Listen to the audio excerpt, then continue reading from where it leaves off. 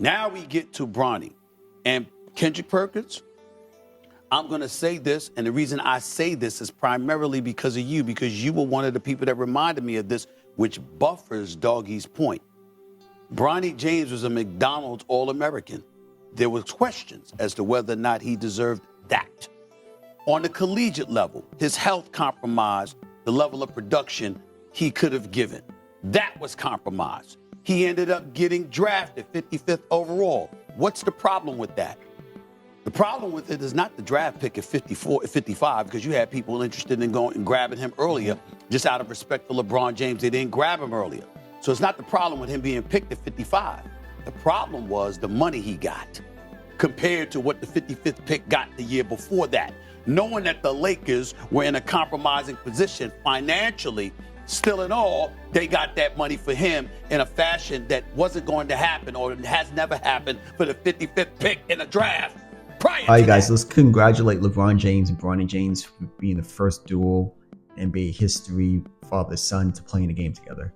I think I cut it off there because Stephen A. Smith was really kind of going on a tangent about, hey, these some things that Bronny kind of didn't deserve, or kind of because his dad is so powerful in the sports industry and the entertainment industry with Nike.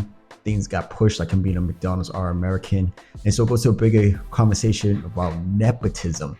And does Bronny James deserve the opportunities that he's been given in life? And I don't want to make this a race thing, so I'm not going to make this a race thing. We're going to go back and forth listening to more what Stephen A. and those guys have to say. It's just, it's hard because as a parent, you work so hard, you want to give your kid these opportunities so it's not as hard for them, or you're doing them a disservice. So there's a whole bunch of things that have gone on that has sort of facilitated the situation that happened last night.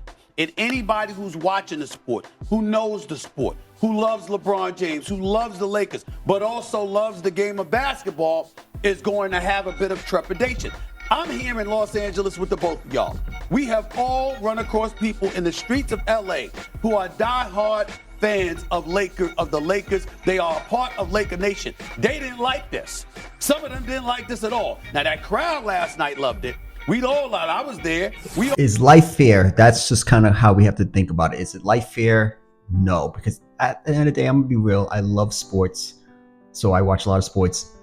Bronny James is not an NBA player. He should be like a G League player. He should be probably in his sophomore year in college. But his dad gave him this opportunity. But I don't look at it as any different from a CEO in a company giving his son or his daughter opportunity to be VP or run this department or this department because they want to school, or just because they're their son or daughter. So I think we never seen it in sports. And the problem is LeBron James, as a parent, as a basketball player, he has so much control. So we never seen this type of control. So he's ruffling some feathers. So that's the issue, because I don't think any parent that they could do, if you could say, hey, I could put my son and make their dreams come true, or my daughter and make their dreams come true, I think any parent's going to be like, no, let's not do that.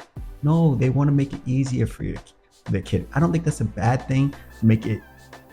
At the end of the day, is Bronny, from all accounts, everybody says he's a good kid. He works hard, things of that nature. It's different to give kids things that are bad kids, not listening, doing the right things. But if he's doing the right things, you should reward your kid. Rewards to play in the NBA roster spot, that's a different level. That's some power that none of us have ever had or may never have in life. But any parent would do that. And I don't, if you're a good parent, you want to help your kids' dreams come true. And maybe selfishly it was LeBron James' dreams too as well. Who knows? When Bronny and LeBron walked into the game together, it was a magnificent moment to see, no question about that. But because so much has happened to facilitate that moment transpiring last night, inevitably is going to invite the level of scrutiny that Doggy has pointed out. Doggy is right on the money in terms of what a lot of people throughout America are feeling. And last night moment, it was a great thing to see for LeBron. It was special for LeBron.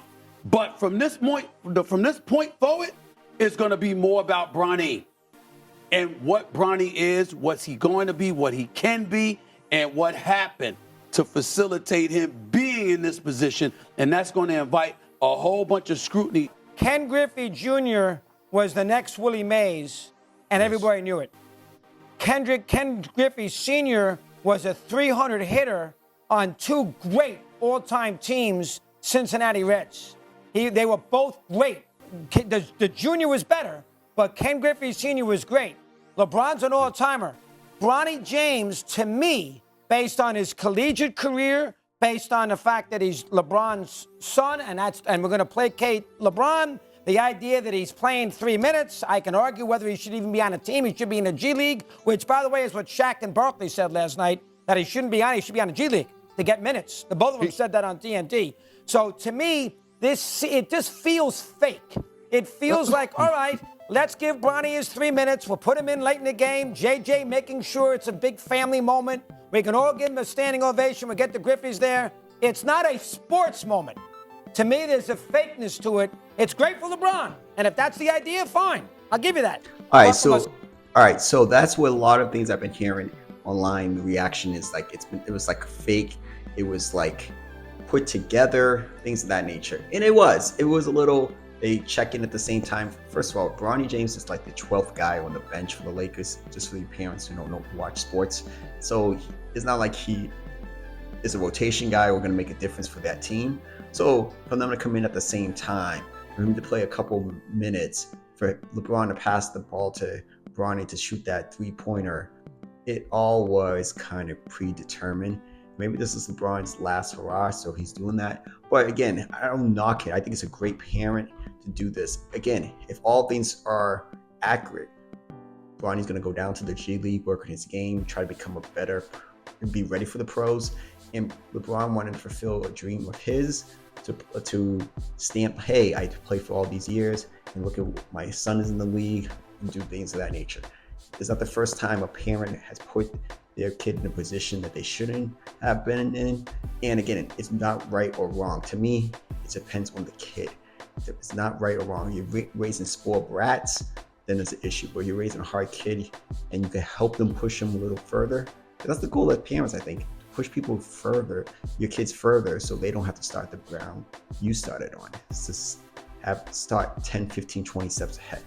All right, you guys, if you need any youth mentoring, we do use video games to teach social skills, coping skills, peer interaction, a bunch of stuff for kids. Hit the link below, irrationalones.com. We have merch, we got everything. I'm out.